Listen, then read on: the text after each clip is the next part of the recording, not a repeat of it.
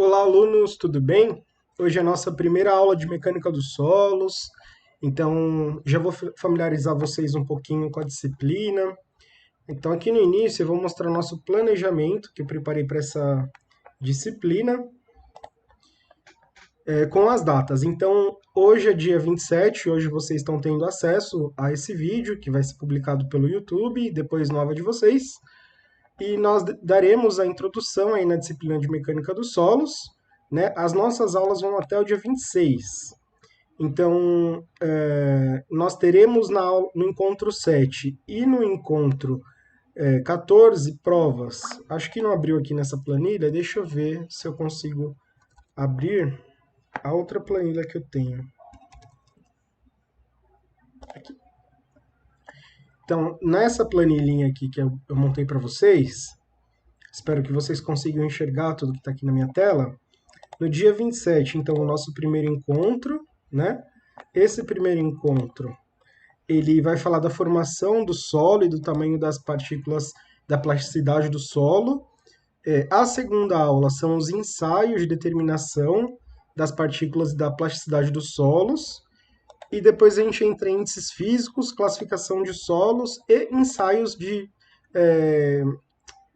índices físicos e de expansibilidade dos solos. Aí aqui no encontro 6 a gente tem um feriado, no encontro 7 uma avaliação, voltamos o encontro 8, que a gente ainda não sabe, dia do professor, se vai ser feriado ou não, então está facultativo, mas se não for feriado, a gente volta com o conteúdo um pouquinho, porque eu uni dois conteúdos em um aqui no encontro 10.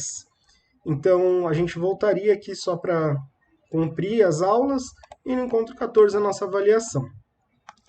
Então, aqui a gente vê todo o conteúdo programático, né? Que é o conteúdo que nós temos também no nosso livro de Mecânica dos Solos. Então, aqui na unidade 1, a gente vai saber a origem e as propriedades dos solos, que é a formação, o tamanho das partículas e os ensaios de determinação do tamanho das partículas.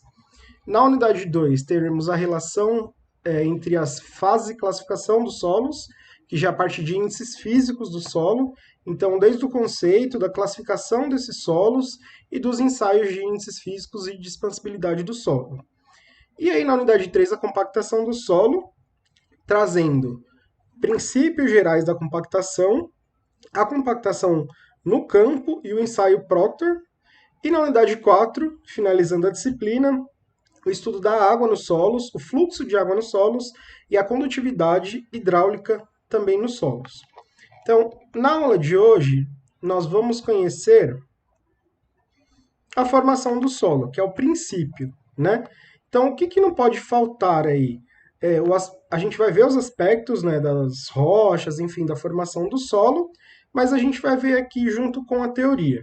Então, é muito importante que sempre após as aulas vocês façam os exercícios que tem no final de cada sessão, justamente para vocês terem uma prática já de exercícios para treinarem para a prova.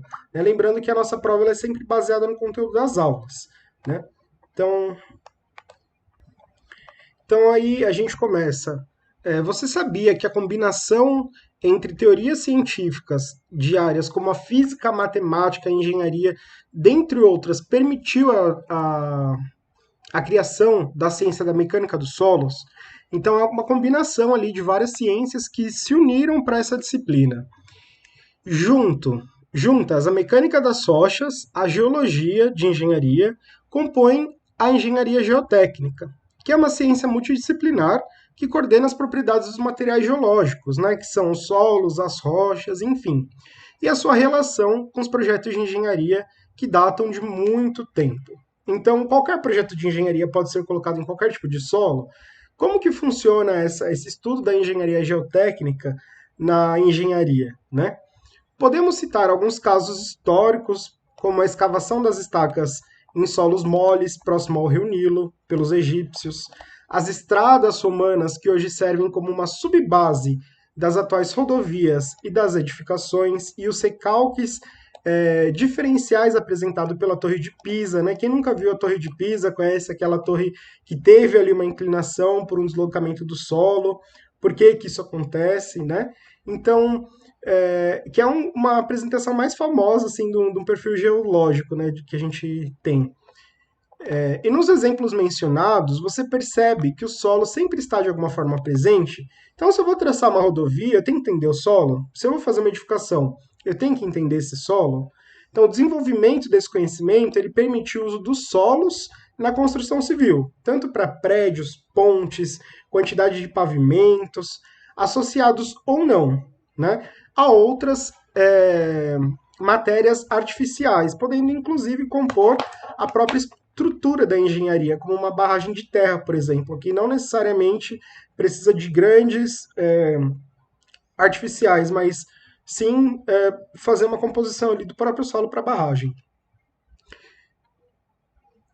Como você acha que podemos entender o comportamento dos solos em relação às suas condições práticas na engenharia? Se pensarmos sobre a origem e a formação, deduziremos que trata de um meio muito heterogêneo. Então, ele não é igual em todos os casos, né? Quando a gente fala homogêneo, a gente tem ali uma situação harmônica, né? Heterogêneo já é diferente, o que dificulta a aproximação da teoria e da realidade. Independentemente da definição do solo, sabemos que esses materiais naturais são abundantes na natureza, recobrindo grandes extensões do nosso planeta devido à degradação da rocha. Então, principalmente pelo interperismo físico, químico ou biológico, que tem essas mutações na rocha formando o nosso solo. Inevitavelmente. E lidaremos com as partículas durante o nosso projeto. Então, a gente vai classificar qual que é esse solo, quais são as propriedades desse solo, né? A gente vai conseguir determinar isso. Vamos então lembrar um pouco sobre o intemperismo, né, que é o processo tão importante na formação dos solos, principalmente em países tropicais como o Brasil. Podemos defini-lo como um fenômeno que altera as rochas, o qual considera uma resposta de mudança do ambiente, que ocorre na interface da atmosfera da litosfera. Considerando regiões tropicais, nas quais os efeitos interpéricos atuam fortemente nas rochas e continua também e na contínua, maturidade dos solos. Podemos esperar o desenvolvimento dos extensos e profundos perfis geológicos do solo. Então, um exemplo que ele traz para a gente, que são produtos do interperismo, são os solos residuais. E você se lembra como eles são formados, esses solos residuais? Inicialmente, o intemperismo físico-químico atuam nas rochas promovendo a degradação física da rocha. Né? Então, quando a gente fala da degradação física, ela é uma espécie de desfragmentação. Após ação contínua interpérica, os blocos rochosos são fragmentados, reduzidos em partícula menor. Então, você tinha uma rocha anteriormente dita, essa rocha ela foi se não deteriorando da forma correta, mas foi se desagregando, formando várias partículas de menores dimensões, deixando-os com formato arredondado e dispersos da matriz do solo. Com continuidade do processo, os fragmentos da rocha eles desaparecem e dão origem ao solo residual. Parece simples, né? Vamos ver aqui na figura 1.4 o papel do intemperismo na formação dos solos. Então, aqui, na ação do intemperismo em função de diferentes regiões, o formato do perfil de cada solo. Nós temos aqui que no clima temperado, a gente tem o Pedalfer, tem o humus e o solo lixiviado, que é provente do quartzo e dos argilos minerais presentes. Alguns dióxidos de ferro e alumínio, precipitados todos os materiais solúveis, como por exemplo os carbonatos, que foram lixiviados, e o substrato aqui na parte de baixo de granito. Então você pode perceber que quando você vai chegando mais próximo ao nosso solo em que a gente tem contato, a gente vai tendo ali uma partícula diferenciada, e quanto mais a gente desce, a gente tem as peças maiores desse solo, né? Agora, quando a gente tem um clima úmido, nós temos uma situação que chama de laterito. Então, é essa parte que a gente vê em cima do solo. Então, essa primeira camada é uma camada de humus delgada ou ausente, a massa espessa de óxido de ferro e de alumínio insolúveis, que podem ser do quartzo ocasional, uma fina zona lixiviada e o substrato das rochas ígneas máficas, perdão. Então a gente tem toda essa composição de solo também. E quando a gente tem um clima seco, né, a gente tem essa parte de cima que a gente chama de pedocal. O humus e solo lixiviados, nessa primeira camada aqui de cima, uma concre... desculpa, o termo buga aqui, né? Concreções e nódulos de carbonato de cálcio precipitado e também o substrato do arenito, folhêlio e calcário. Então, quando a gente tem cada tipo de clima, a gente pode ter uma composição de solo. Nesses perfis, podemos classificar as camadas do solo em horizontes. Então, a gente corta na horizontal e vai classificando cada tipo de camada. A representa uma camada superficial orgânica, né? O B corresponde a uma camada de solo residual, proveniente ali da desfragmentação da rocha, e por fim o C apresenta a rocha levemente alterada. Então, essas alterações na rocha geraram ali a camada B, que é uma camada que tem solo residual, e o A, que é a nossa camada superficial orgânica, né? E em A a gente pode ter várias consequências ali de agentes biológicos também. Então, dependendo do tipo de solo, ele é mais proveniente para agricultura e não para construção civil. Quando a gente fala, o solo está adubado, né? O solo tem vida. É porque esse solo ele tem outra finalidade, não a construção. Imagina que você não vai construir uma edificação em cima de um local que tem minhoca, por exemplo, que o seu solo é afofado, etc. Existe todo um preparamento dessa superfície. Então, determinados solos são para agricultura, determinados solos já são mais para construção civil.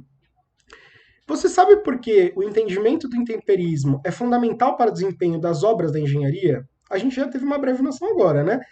Porque esse processo promove mudanças nas rochas, modificando as suas propriedades geotécnicas. E dessa forma, é de suma importância compreender como essas propriedades variam conforme a rocha-mãe se altera até que se torne um solo. Então, vamos construir um pensamento crítico considerando o intemperismo em projetos de engenharia, utilizando como exemplo as suas barragens. As condições geológicas geotécnicas do maciço das fundações para esse projeto influenciam diretamente os aspectos construtivos. Quando as condições são interpretadas de forma equivocada, a geração de incertezas é muito grande e pode prejudicar não apenas a segurança da obra, mas também aumenta ou inviabiliza o projeto em si. Então, dependendo do tipo de solo, você vai ter um gasto exacerbado para fazer a correção, para fazer aquela obra naquele local, ou mesmo vai ter inviabilidade tanto econômica, técnica, para produzir a obra naquele local. Então, qual que seria esse impacto? Essas incertezas levam à adoção de cotas de fundação próximas ou junto ao solo, ao tipo rochoso, ao topo rochoso. O que em países de clima tropical pode representar volumes elevados do solo a serem escavados. Então você vai ter que ter muito estudo naquele solo. Aumentando um custo de obra, com certeza, né? Se você tem movimentação de solo e análise daquele solo, você vai ter um aumento do custo muito alto. Cabe ressaltar que é muito comum a ocorrência de materiais transicionais no horizonte C, lá embaixo, inserido nesses maciços do solo residual, gerando distintos comportamentos geotécnicos. E agora, como você compreendeu como a incerteza de determinado solo horizonte é capaz de alterar a concepção de um projeto, se você não tem aquela informação, você pode ter problemas para executar uma edificação, qualquer obra da construção civil. Então, a presença de solos muito mistos do intemperismo, ou seja, dessas camadas geológicas compostas por solos e rochas transicionais, fornece um comportamento geomecânico anisotrópico. Isso é, uma diferente em função das direções que analisamos, acarretando grandes problemas geotécnicos. E caso não exista um entendimento claro sobre essa característica.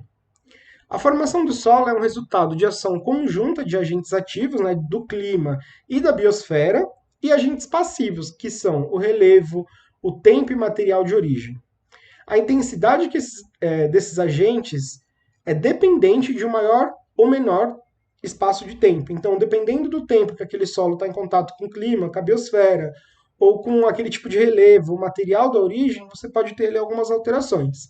Então, considerando que todo solo é resultado de uma ação combinada desses agentes, é muito importante a compensação de cada um deles. Cada tipo de solo é um produto da ação de todos os seus fatores, seja dos agentes externos, né, dos passivos e dos ativos, da sua formação. O papel de cada um desses fatores reflete nas propriedades geotécnicas dos materiais. Então, quanto mais exposição, interpere, enfim, vai ter uma outra característica naquele material. Portanto, espera-se, por exemplo, que uma terra roxa estruturada proveniente do basalto, muito utilizado na agricultura, como a gente já pensou, seja diferente de uma areia quartzosa, né, proveniente do arenito. Então, claro que aquele material rochoso vai ser diferente da nossa areia. Já o solo ele pode ser interpretado como um último estágio de transformação de rocha. Muitas informações valiosas podem ser obtidas. Por exemplo, ele pode ser originado de rochas magmáticas, de rochas sedimentares ou de rochas metamórficas, como a gente já viu em geografia lá desde o nosso ensino médio, né? Como a formação de cada um desse tipo de rocha. De sedimentos e pela decomposição de fragmentos de rochas transportadas. Quando a gente fala de transportados, pode ser de uma forma natural, devido às intempéries, à chuva, ao vento, etc., ou transportados mesmo de uma forma artificial. O relevo também exerce um importante papel fundamental, né, um papel na formação dos solos, controlando a dinâmica das águas. Então, o relevo ele vai mostrar para a gente aquela parte já da topografia, em que onde tem o relevo mais alto, onde tem o relevo mais baixo, como as águas vão ser transportadas de acordo com aquele relevo e como as águas também influenciam nas características dos solos, atuando de maneira indireta sobre a temperatura e radiação solar. Assim, ele facilitará ou dificultará a atuação do intemperismo, promovendo marcante diferenciação na formação dos solos. Quanto à sua declividade elevada, a espessura dos solos formados será menor. Então, se você tem camadas de solo muito altas em relação a outras camadas ao entorno, a espessura dos solos da horizontal será menor. Então, você vai ter diversos tipos de fragmento de solo naquele estudo geológico. Quando a temperatura em determinada região é elevada, as velocidades dos processos de degradação química são maiores. Então, o calor ele faz que os agentes químicos tenham mais ação também no solo, assim como na decomposição da matéria orgânica, que são já dos nossos agentes biológicos, né? Decrescendo gradualmente para as regiões de temperatura mais fria. Resumindo tudo isso, em climas tropicais, há uma grande tendência na formação dos espécies horizontais, de solos consequentemente, em regiões frias, essa taxa se reduz gradativamente. Então, quanto mais alto você tem essa tendência do solo mais espesso, quanto mais frio você tem esses solos mais lineares, digamos assim. Exemplificando. Vamos assim, exemplificar o papel do clima. Considere duas rochas, um arenito e um diabásio, sob um mesmo clima quente e úmido. Os processos de degradação da rocha originarão solos com propriedades distintas, né, porque eles têm origens distintas. Do arenito, espera-se um solo quartzizoso, poroso e de baixa capacidade de retenção de água. Por quê? As areias elas são mais granulares, né? A espessura das areias, do grão da areia, é mais granular. Então isso permite que tenha poros ali para drenagem das águas e que essa capacidade de retenção de água seja menor, porque essa água vai ser drenada. Já em rochas diabásio, são esperados solos profundos e essencialmente argilosos, e de composição química e mineralógica variada. Então, esse solo ele vai ser um pouco mais, entre aspas, compacto, né? Tem uma drenagem muito menor do que o solo arenoso, e aí a gente vê a diferença entre eles. Se uma dada região apresenta elevadas taxas de precipitação, quando eu falo precipitação é volume de chuva, maior será a remoção dos produtos insolúveis, o aumento da intensidade do intemperismo. Nesse caso, o papel da vegetação é fundamental para recobrir e proteger o solo. Então, essa vegetação ela vai dar uma segurança maior para o nosso solo, nos quais as raízes das plantas, cadê? Nos quais as raízes das plantas, a ação dos organismos e a própria atividade do homem alteram as condições do substrato, da parte de cima, favorecendo a alteração química e física. A atividade dos organismos expõe substratos mais subjacentes, como os agentes interpéricos. A intervenção humana é grande na modificação dos solos, por meio de execução de obras, manejo do solo inadequado, desmatamento e reflorestamento, a fertilização, quando a gente trabalha com produto químico no solo. E cabe ressaltar que o tempo é muito importante, é um importante agente de formação, regulando a intensidade do intemperismo pela maior ou menor exposição do solo aos processos em que participa a sua evolução. Teoricamente, haverá um maior número de camadas de solo dentro de um mesmo perfil. Então, aqui, por exemplo, a gente consegue enxergar as camadas do solo, né? Se olharmos com um olhar mais clínico, a gente vê a vegetação aqui no topo, teve uma movimentação de solo aqui, provavelmente decorrente de alguma obra, né? A gente pode ver que tem um muro aqui artificial, mas que teve uma sedimentação. A gente tem aqui uma primeira camada de solo numa cor mais alaranjada, né? Descendo um pouco o perfil do solo, nós temos que essa camada que está mais avermelhada, ela teve aqui um pequeno deslize, um desmoronamento, porque ela não era tão compacta, entre aspas, como o resto da camada, como a gente pode perceber, que é uma camada um pouco mais fria, né, um pouco menos colorada, né, e diferente dessa que teve sua sedimentação. Os agentes de formação de solos, eles podem atuar conjuntamente ou em grupos de intensidade variado, e eles são responsáveis pela formação dos perfis de alteração. Então, quando é possível observar os diferentes níveis de alteração da rocha até o solo. Quando não conseguimos encontrar os vários níveis de alteração, como no caso da figura 1.5, que é esse 1.5, o termo apropriado frente ao intemperismo em vez do seu perfil. Você já pensou o que aconteceria se uma determinada rocha fosse submetida a novas condições ambientais que não fossem as suas de origem? Então, o que aconteceria com essa rocha? Assim, é a formação das camadas do solo, cuja mudança causa uma série de transformações a uma intensidade que depende muito do meio ambiente. E dessa forma, as rochas e seus minerais, quando submetidos aos agentes interpéricos, podem permanecer in situ, ou ser transportadas. In situ é no local. Erodidas e posteriormente depositadas em regiões de encostas ou baixadas. Vamos voltar um pouco ali para a questão feita anteriormente, no Reflita, sobre outra perspectiva. Você acha que os solos in situ ou transportados apresentam o mesmo comportamento se submetidos a uma situação de carregamento, por exemplo? Será mais fácil obter essa resposta depois de entender um pouco mais sobre a questão, mas eu já vou dar um spoiler. Pensa que quando o solo está na situação dele natural, ele teve uma compactação ao longo do tempo natural. E quando você transporta esse solo, você tem, quem teve aula de topografia já, a gente retoma um pouco do empolamento do solo, né? Então, o volume do solo se expande porque as partículas elas ficam mais desagregadas, digamos assim, menos compactas, e mesmo que você faça uma compactação depois artificial, essa compactação nunca vai deixar o solo como ele era de origem natural.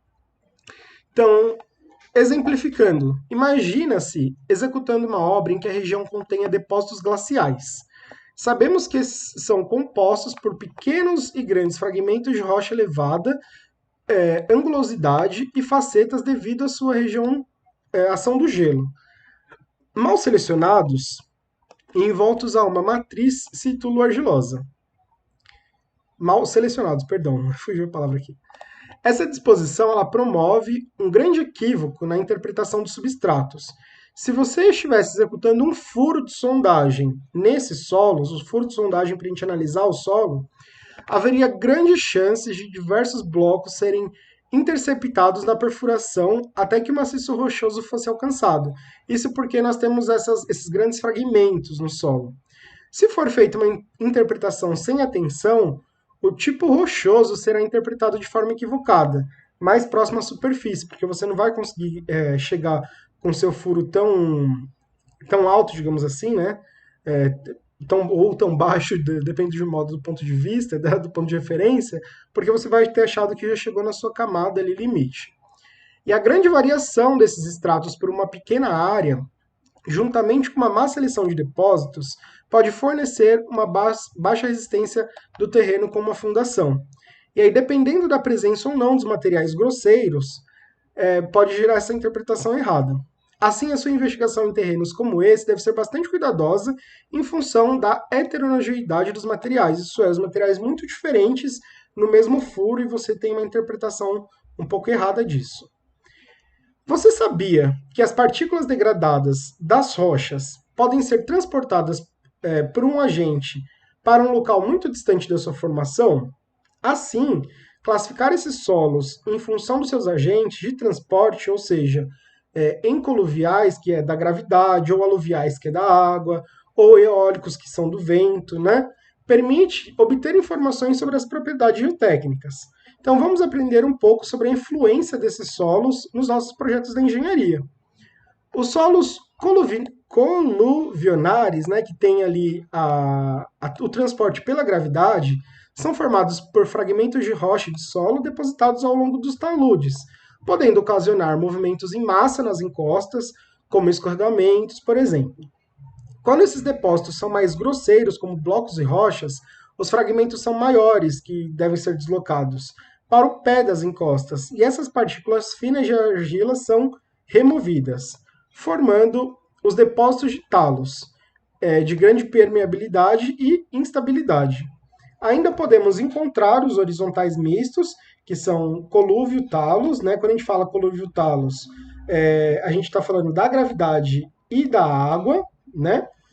Cujo a heterogeneidade é elevada, ou seja, é muito diferente, as partículas são diferentes, e já os solos aluvionares, que são aqueles transportados em grandes volumes de águas e compostos por partículas finas e grosseiras, são muito indicados como jazidas de materiais de construção. Mas qual a sua opinião em usá-los como fundação das nossas construções? Essa decisão não é recomendada, tendo em vista que formam depósitos mais inconsolidados, pouco compactos e de profundidade variável também. Além disso, ocorrem com frequência argilas ou siltes orgânicos que podem representar materiais geotecnicamente pobres. Quando a gente fala das propriedades dos materiais, que a argila e argila siltosa é pobre, é que a gente tem ali os materiais de primeira classe, né? Acho que, não sei se vocês já ouviram falar, mas, por exemplo, todo material ele tem o lado bom e o lado ruim, né? Então, quando a gente fala das argilas e das areias, elas têm propriedades muito bem definidas. Já os siltes, que são os materiais intermediários, eles empobrecem um pouco a propriedade daquele solo para determinada função. Então, quanto aos solos transportados, há naquele cujo vento é o principal agente do transporte, a sua deposição. Os solos apresentam grãos arredondados e bem selecionados, né? Porque se o vento está levando, se ele tivesse um formato diferente do que o arredondado, teria um transporte mais dificultado, né? Ele travaria um pouco mais. O que, consequentemente, representa grande risco em condições saturadas de água, ou seja, quando a água ocupa todos os espaços da rocha. Então, quando eu falo de uma condição saturada, eu estou falando que aquele solo está com todos os índices de vazios ali no meio dele preenchidos por água. Diferente dos solos transportados, os solos residuais, não aqueles provenientes da decomposição, da degradação in situ, da rocha, que ocorre subjacente, permanecendo no local da deformação. Eles podem ainda apresentar a mineralogia e as estruturas da rocha do solo, que seriam solo residual jovem ou saprolítico, ou perder essas características devido à sua maturidade, né, que é o solo residual maduro. Esses solos são correntes nos projetos da engenharia e suas características e propriedades são dependentes das características da sua rocha-mãe, que deu origem àquele solo. Os problemas de engenharia eles podem ser causados por muitos fatores. Até mesmo de uma partícula bem pequena de solo pode ser responsável por uma verdadeira catástrofe, né? Pela simples variação da umidade. Então, de repente, teve uma seca muito grande, ou teve uma precipitação muito alta. A variação dessa umidade pode gerar uma catástrofe no solo também. E essa propriedade é tipicamente observada em argilos minerais expansivos, que aumentam ou reduzem seu volume na presença da água, né? Ou na ausência dessa água também, como a gente vai ver na figura 1.6 e 1.7. Alterando as condições de resistência, de deformação do solo, enfim, do volume e das propriedades desse solo. Então, aqui na figura 1.6, nós temos o solo argiloso com presença de água. Vocês podem ver que o solo está extremamente úmido, né? Uma região ali em que a água está fazendo que o solo fique saturado. Imagine então se chove constantemente nessa área e não tenha muito calor, essa água ela fica empoçada porque ela está muito próxima da superfície. E nós temos também os solos argilosos com ausência da água. Então, olha como esse solo se encontra e olha como ele se retrai na ausência da água. E isso pode formar, imagina, uma movimentação de solo e um problema ali na engenharia da sua obra, com certeza. Quando o solo argiloso se encontra sem água, a sua estrutura é comum a ocorrência de concentração do material, ou seja, ele vai compactar, e formação de diversas fissuras, as quais dão um aspecto de craquelado no solo. Então, esse aspecto de craquelado pela falta de água. Se uma fundação ou demais construções projetadas em um terreno não previrem a deformação desses solos ou permitirem a exclusão de seus defeitos, a consequência pode ser grande. Imagina, você vai ter uma retração do solo, vai ter problema na sua fundação. Com a geração de danos superficiais nas estruturas e até mesmo seu colapso. Então, colapsar uma estrutura, a gente imagina, você calculou toda uma estrutura e de repente, por conta do solo mal identificado no início, você tem um colapso dessa estrutura. A deformação de pavimentos, a ruptura de tubulões, etc. Né? Então, você pode ter várias consequências. E aqui a gente vê, no Sem Medo de Errar, que a empresa de engenharia, lá do início, que você deu uma lida anterior da aula, a qual você trabalha, necessita propor soluções de problemas de instabilidade em encostas, situadas em áreas demograficamente ocupadas. Então, imagina, você tem uma área demograficamente ocupada, uma área populada, né? E essa encosta está apresentando problemas. Para isso, é necessário que sejam caracterizadas as frentes do intemperismo provenientes de 3 rochas-mãe, de características diferentes e de saber se é basalto, se é granito, se é de quartzo, de qual é a proveniência daquele solo. A definição das características dos materiais naturais em uma obra são de suma importância, tendo em vista as informações levantadas no campo, que servirão como base do projeto estrutural de fundações, enfim. Além disso, elas guiarão os profissionais nas pesquisas complementares por meio de ensaios de investigações, mais detalhados, sendo também muito importantes para a definição das soluções finais da engenharia. Relembrando nossa sessão de estudo, a origem e os processos responsáveis pela formação dos solos podem resultar em características físicas diversas, inclusive para uma mesma rocha. Em um estudo de campo, em frentes de intemperismo, geralmente podemos identificar três principais horizontes, sendo que o primeiro é aquele que as porções do solo são poucas desenvolvidas e apresentam partes das rochas alteradas, né, que é o horizonte C, o mais baixo. O segundo são os solos residuais jovens, cuja maturidade está em fase média de formação, inicia-se a diferenciação entre os horizontes para o horizonte B. E o terceiro, que são os solos residuais maduros, cuja formação já foi completada, e o perfil do solo é diferenciado no horizonte, definidos pelos graus de intemperismo, que é a parte mais alta do nosso solo, lá do nosso corte de solo. Pedogênicos, que é o nosso horizonte A. Lembrando que a formação desses horizontes de solo é dependente não apenas da rocha-mãe, mas também de fatores como o clima, o relevo, o tempo de ação dos organismos.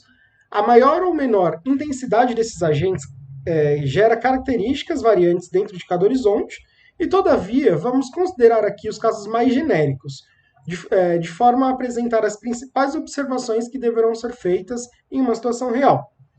Agora, relembramos como... Desculpa, agora que relembramos como devemos concentrar nas características da rocha-mãe, já que muitas delas, além de influenciar no processo de formação dos horizontes do solo, também podem ser preservadas, fornecendo mais uma pista em nossas observações de campo. Vamos exemplificar utilizando a frente do intemperismo de basalto, por exemplo? Os basaltos, eles são rochas extremamente resistentes. Quando sofrem alteração, tendem a apresentar um formato mais ovalado. Assim, o interior da rocha é menos alterado, ou os mesmos são envoltos por uma camada de rocha mais alterada. O horizonte dos solos residuais dessas rochas geralmente apresentam grande homogeneidade, então as partículas elas são mais iguais, né? Elas são mais ovaladas, perdão. Nas partes mais transicionais, que é do horizonte C, ocorrerá uma porção de rocha alterada e o solo residual é presente predominantemente o siltoso, então aquele silt, né, que fica entre a argila e a areia.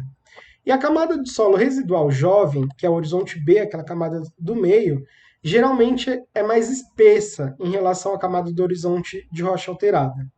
A porção do solo residual jovem também é bastante argilosa e deforma-se fácil ao ser comprimida, porque a nossa argila ela tem poder de expansão e de retração muito alto, e quando ela é comprimida ela tem diferente índices físicos, né? Ela tem ali uma composição diferente, com poucas características das rochas preservadas e da cor vermelho escuro. Então, quando a gente está falando desse tipo de material, é uma cor mais vermelho escura. A porção mais superficial A mantém algumas propriedades da B, que é da anterior, em termos de cor e granulometria, e elas podem ser estruturas também preservadas.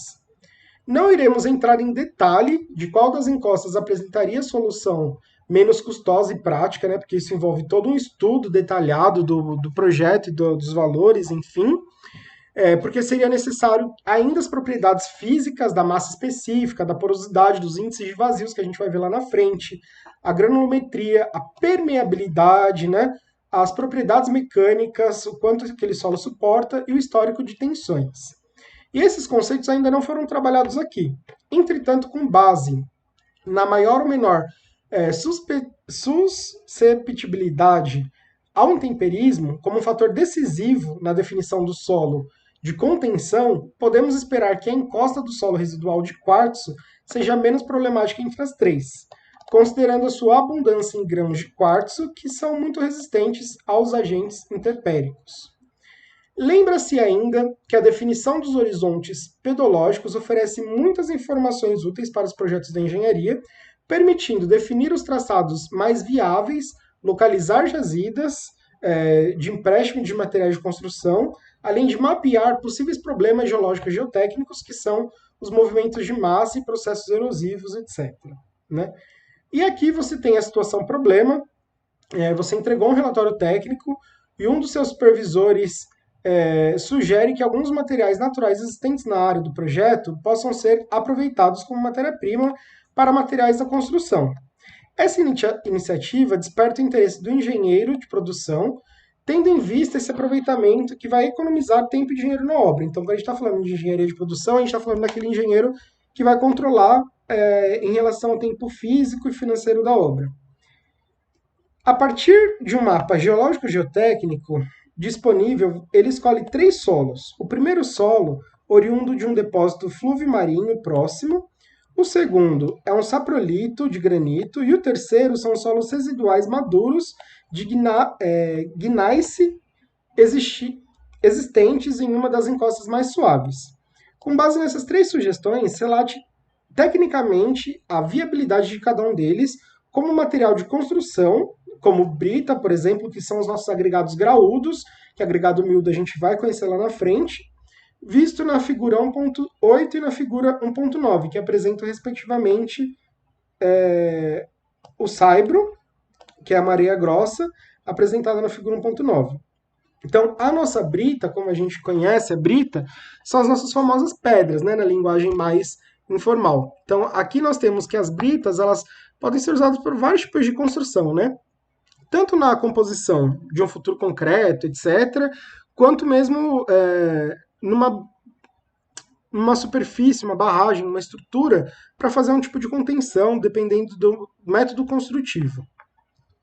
E aqui nós temos o saibro, que é uma areia mais granulométrica. Geralmente quem joga tênis aí conhece o saibro para jogar na quadra, né? É um solo que permite que você consiga deslizar ali na superfície, mas que não é um solo que tenha grandes problemas para o jogo. Por que o saibro? Imagina que se você tivesse uma quadra de argila, essa argila ela seria muito escorregadia, ela teria retração, então, deformação no solo quando faltasse água. Quando chovesse, ela tem pouca permeabilidade de água, então empoçaria a quadra. E quando a bolinha batesse na quadra de tênis, por exemplo, ia levantar muita poeira, né? Porque o solo é muito fino. Então, o saibro é bastante utilizado em alguns casos. E aí você resolve o problema. Como vimos, o engenheiro de produção ele escolheu aqueles 3 tipos, apresentando as características e as particularidades técnicas. E vamos primeiro relembrar o que define uma brita e um saibro. Então, a brita é um agregado graúdo, obtido por britagem, né? A gente tem que fazer uma fragmentação daquela rocha, reduzindo fragmentos maiores da rocha em fragmentos menores. Então, esse é um processo que a gente vai, entre aspas, quebrar a rocha. Sendo bastante indicado na fabricação do concreto, por exemplo, como a gente já viu. Já o saibro é um material composto por grãos de quartzo e feldspato, os quais são frutos do intemperismo de rochas cuja composição mineralógica desses materiais predominam. Após relembrarmos essas definições, vamos às características desses 3 solos é, e ao que eles podem informar sobre a utilização ou não como materiais de construção. Lembrando que a gente está falando de solos ali que estão numa origem ainda natural, né? A gente não está falando de solos que teve contaminação, proveniente de algum local que teve problemas biológicos naquele solo. Então, primeiro, os solos oriundos dos depósitos fluvio-marinhos são solos transportados geralmente por depósitos arenosos finos, siltosos e argilosos, não sendo indicado em nenhum desses propósitos. Então a gente já descarta esses fluvio-marinhos. Já os saprólitos de granito são materiais transicionais, compostos por rochas e solos em que predominam esses últimos, ou seja, os solos. Nas partes menos interperizadas, podem ser obtidos em porções de rocha ideais para a brita.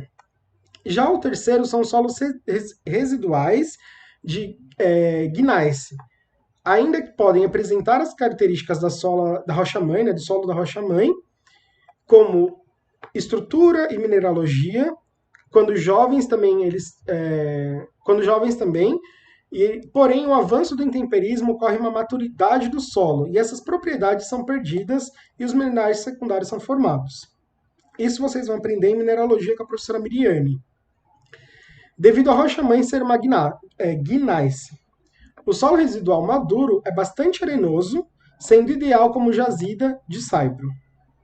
Perceba que algumas das características geológicas podem refletir condicionantes importantes aos propósitos de uma obra, e assim uma extração correta considera a natureza do material e compreende sua gênese, sua origem. Né? Então aqui a gente finaliza a nossa aula 1. Espero que vocês tenham gostado, apesar de ser um conteúdo bastante teórico, né? Lá na frente a gente vai ver um pouquinho das propriedades físicas, dos cálculos, né? Que já fica um pouco mais legal de trabalhar, mas essa é uma aula introdutória. Então eu gostaria de agradecê-los, primeiramente, por ter assistido essa aula introdutória, né? Lembrá-los que a nossa disciplina é uma disciplina HAMI, então é uma disciplina híbrida, mas é de avaliação modelo institucional. Todo o material teórico ele já está na sua apostila, você pode acompanhar por lá também. E essa aula vai ficar gravada por tempo aí da disciplina e vocês podem acessá-la quando tiverem alguma curiosidade.